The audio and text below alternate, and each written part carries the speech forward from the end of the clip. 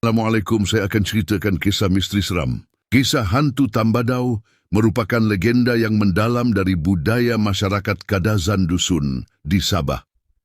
Tambadau adalah lembu liar Borneo yang secara tradisional dihormati sebagai simbol kekuatan dan kebijaksanaan. Namun, dalam cerita rakyat, ada versi lain yang menyeramkan, roh Tambadau. Legenda ini bermula apabila seorang pemburu yang tamak memburu tambadau tanpa rasa hormat terhadap alam sekitar atau adat tradisional. Apabila dia berjaya menjerat seekor tambadau, dia menolak untuk melakukan upacara penghormatan kepada roh alam seperti yang disarankan oleh orang tua kampung.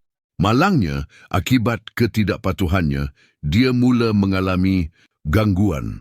Pada malam hari, bayangan seekor lembu tambadau yang besar akan muncul di luar rumahnya dengan mata merah menyala. Suara dengusan tambadau bergema seolah-olah memberi amaran akan hukuman yang lebih berat. Kisah ini merebak di kampung-kampung sebagai pengajaran penting tentang menghormati alam semula jadi dan tradisi.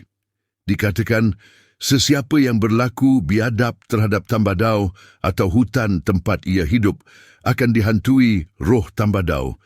Ada yang melaporkan mendengar bunyi tapak kaki tambadau di dalam hutan, walaupun tiada haiwan yang kelihatan. Kisah ini sering digunakan untuk mendidik generasi muda tentang pentingnya menjaga keseimbangan antara manusia dan alam. Cerita sampai di sini, jangan bah kamu serius. Senyum-senyumlah sikit bah, terima kasih.